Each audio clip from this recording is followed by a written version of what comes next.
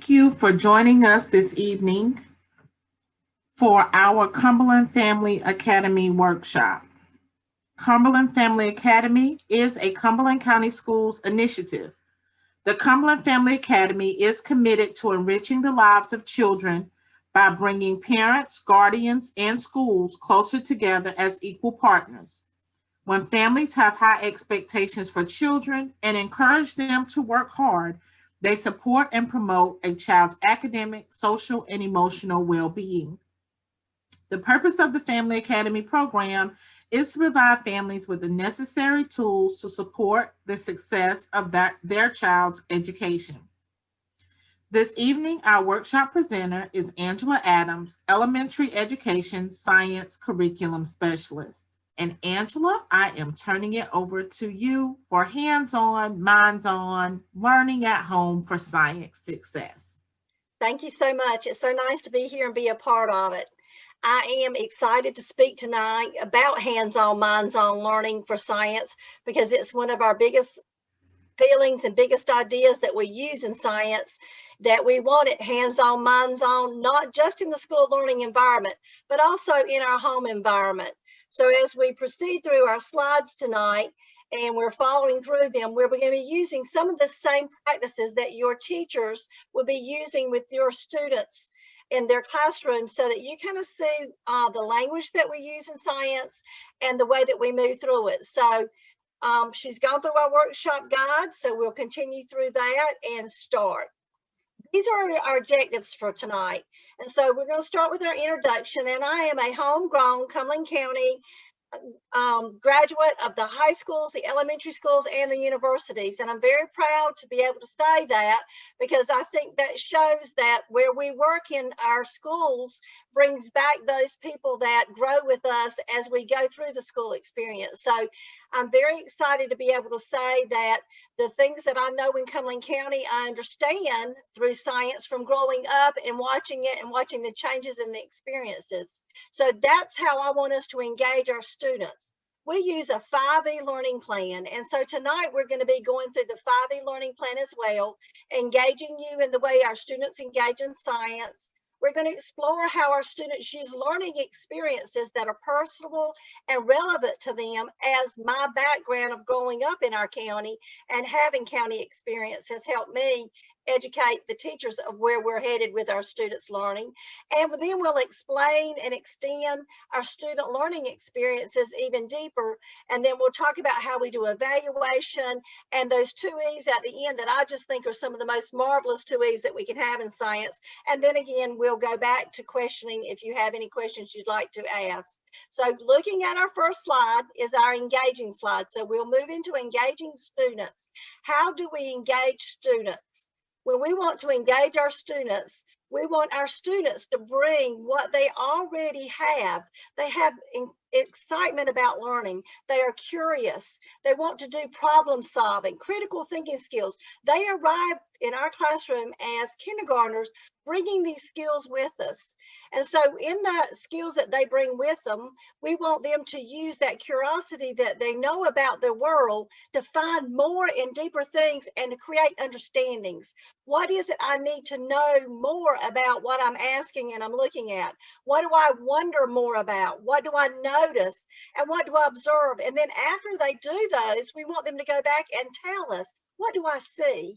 To be able to explain to us those things that they're experiencing in their world that they find a curiosity for, or what our standards direct them to be looking at and exploring. So when they finish each grade level, we want them to be able to go to the next grade level with the understanding and the comprehensional knowledge that they know the background of matter and force and motion. They know the background of ecosystems because they've had those experiences not only in their classroom, but we would like to see it taken home, because home is one of the most wonderful places that a child can start to experience it before they even come into the classroom. And then once they're in the classroom, they can take it back home and say, oh, I see where force and motion is now. I see what's happening in the kitchen, that we're using matter and energy. And they learn to have that application of what they're experiencing. As we move into the next one, we're looking at a picture of boys and girls. And these boys and girls in this engage are out playing. Playing is mindful fun of learning, of knowledge. Albert Einstein said, education is not learning of facts, but the training of the mind to think. And in science education, that is one of the things that we've tried to make a focus in Cumberland County is it's not trivia, it's not answers to Jeopardy questions, it's practical application of what I'm doing and what I'm having happen at the moment that I'm doing it. What will be the outcome? Is it the outcome I anticipate? And the most wonderful thing about science to me is science allows for failure, because in failure in science, we find success. When something doesn't go as planned in science, that's when the child has the opportunity to problem solve, use those critical thinking skills we discussed. They're using the integration of math and ELA and other content areas to be able to sit down and say, I thought this at the beginning, I discovered this, and this is what I think now at the end. So taking the science experiences in a 5E lesson plan, the first thing the students are going to do is they're going to engage in something. And it's going to be an experience that the students are not really front-loaded vocabulary or front-loaded of this is what we're doing, this is the outcome, because we want the outcomes to be student-driven. We want the outcomes to be student outcomes that may be different in the whole classroom. We could come up with 25 different outcomes, but everybody's outcome is correct. So I enjoy trying to get children to understand that just because you're doing an experiment or just because you're looking at something and it doesn't end out the way of the anticipated outcome, you've had success. And then that success, you've learned another way of looking at it. So it's those deeper thinking skills we want to move our students to. Then we move to the explore part. The explore part is where our students really dig into that science and where they can really dig into science at home. And in that, we use these practices. And these are the same practices that we would ask a parent to continue to have usage at home. They're asking questions and defining problems. And when a child asks a question, we're very quick to answer the outcome answer for them. But the best learning experience for a child is not to give them the answer. Now, this is hard for parents, and this was hard for our teachers as well in classrooms, not to give the answers. But if you take the question that the students ask you and ask another question that is a leading question to help them find the answer to it in the end, it helps them retain that memory and how they were allowed to find it and how they were able to define the problems. And then they develop models. They develop an understanding, and models can be a physical model of building something. It can be a model on a piece of paper where they create a learning map, or we call them brain dumps in science, and they put down everything they know about their working in and everything they would like to know even deeper in it so that they can find a map to how they discovery. So they're planning and they're creating their own investigations. And in planning and creating these own investigations, they're working as a scientist works. We're writing down information. We're questioning the information. We're questioning, what does our data say? Our data may give us one point when we do the expectations of the experiment, or it may grant us another one. So in looking at this, the children are using all the skills that they bring from ELA. They're bringing skills from math, social studies. They're also using the SEL standards that we want children to understand and work in. So they're creating, through their model of working through their student learning experience, instead of a directed teacher experience, an outcome that is more meaningful, more relevant, and has specific learning objectives to them. So when they finish working through the investigation, one of the things that we do in Cumberland County that we love to do, we call it argue like a scientist. So we want our students to be able to use those speaking and listening and writing skills to sit down and say, my explanation of this experiment comes out with this outcome and these solutions. Or maybe it's one of those that it did not meet the outcome of what the anticipation of the student may have been. It may have been the outcome of my experiment did not give me the outcome I expected, and I need to go back. And these are the ideas of how I want to go back. We used a model called CLEVER. It's make a claim, give the evidence, and then give the reasoning. And if you can make the claim and give the evidence and the reasoning of why your experiment has come out in the solutions that it has, then you can justify it. And so we want children to justify their thinking, justify their experiences, the same way we feel when they're answering a question for an EOG question. We'll talk about that in a moment as well. We want them to justify why they made that choice, not just because they've seen it in a video or they read it in the book. We want the children to have a true learning experience. Now at home, this is the same model. If a child is wondering, and I always use this example because I grew up with this example, close the refrigerator door, you're letting the cold out.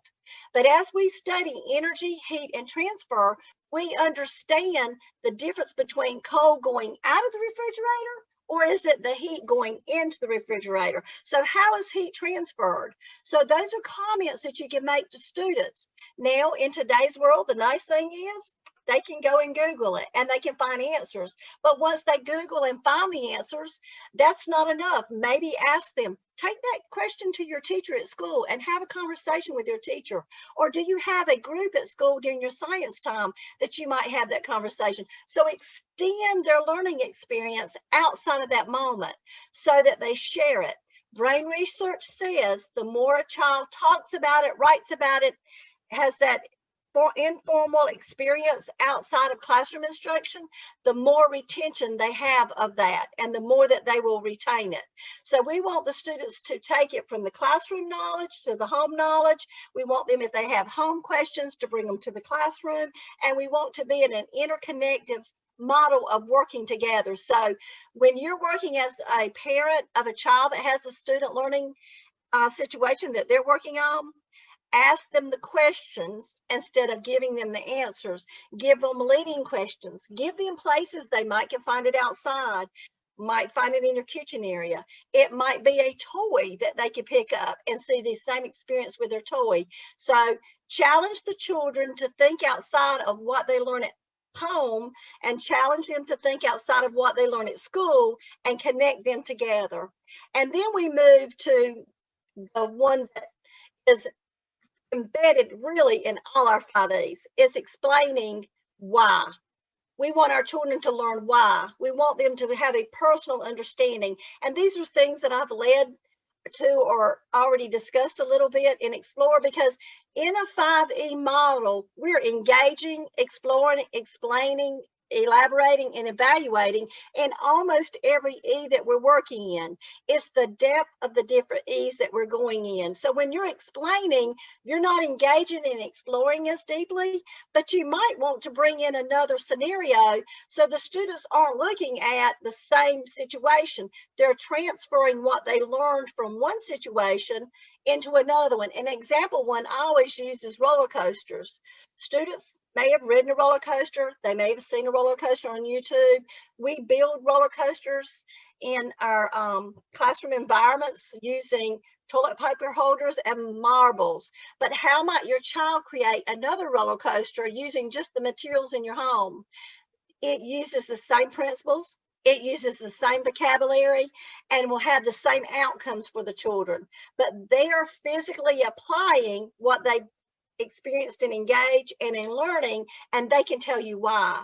And we want our children to be able to explain why. That's a very good question to ask them when they're telling you about something. How do you know that? Why do you know that? Why do you know that that's the outcome?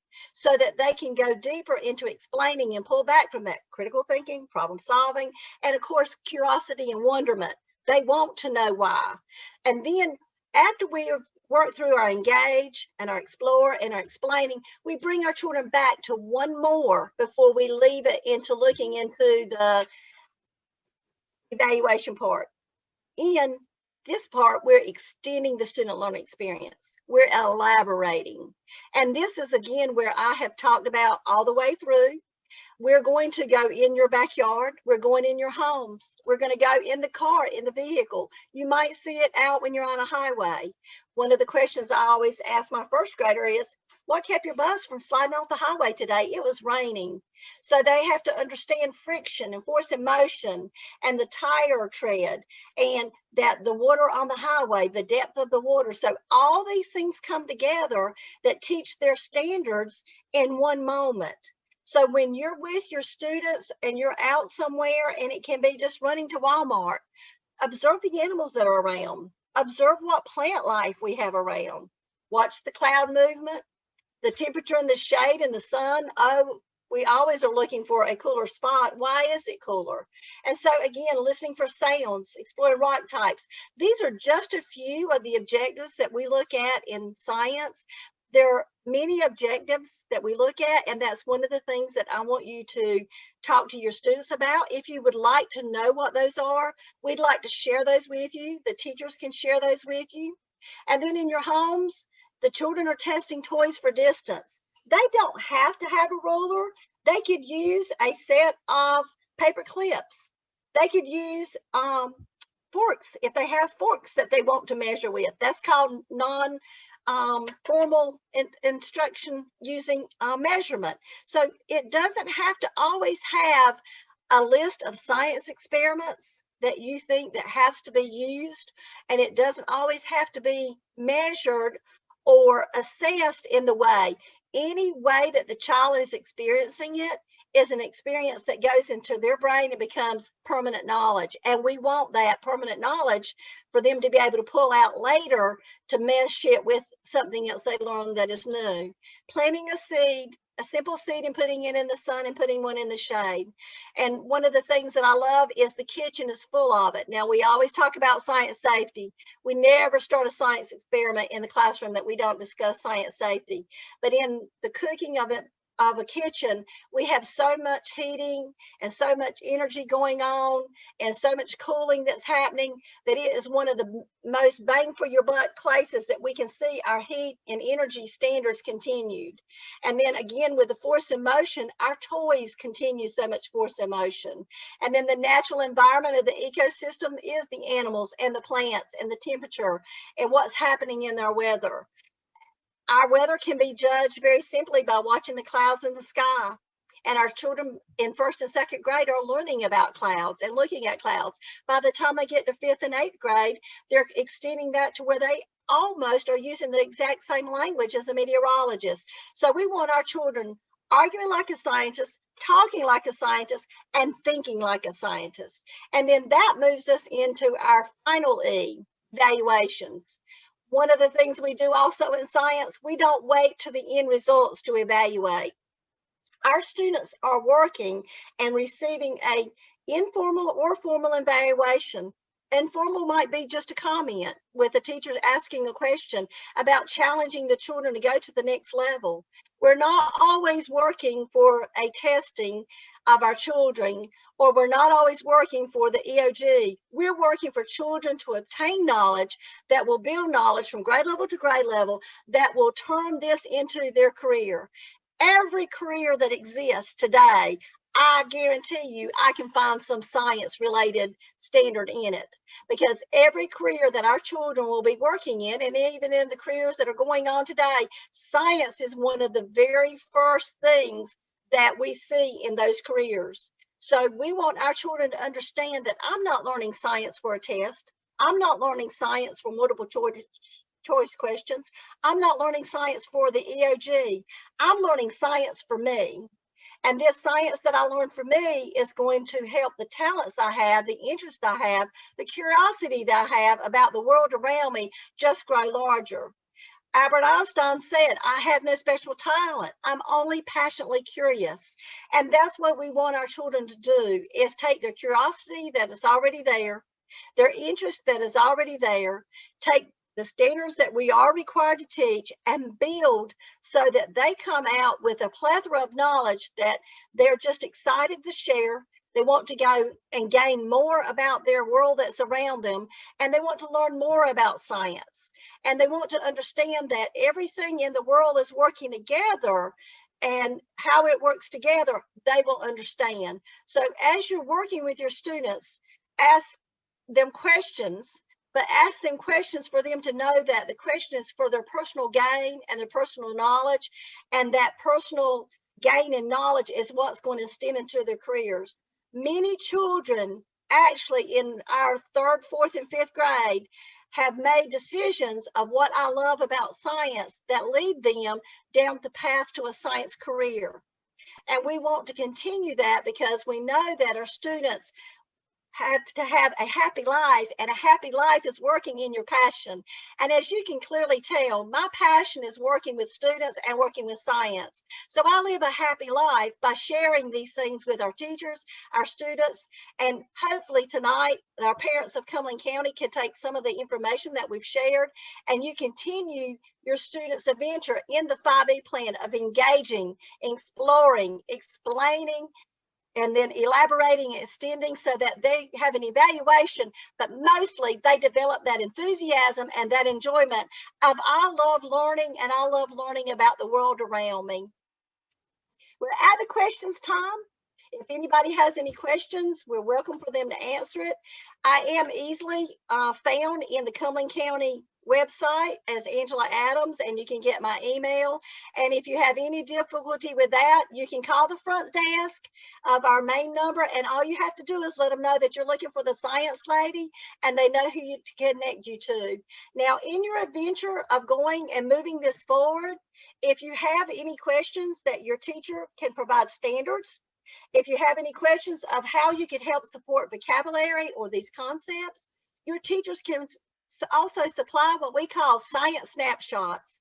And it's a document that's very simply created that can be printed for your students and sent home to them with them, that has the vocabulary for all the standards that we study and has the conceptual concepts that our students are learning. And that would help build the students even further in their explanation of science. So have a wonderful time with science. Get out and explore with your students in your backyard, in your home, in our parks and recs. North Carolina is full of wonderful science places that are free to you and your child. Have a good night.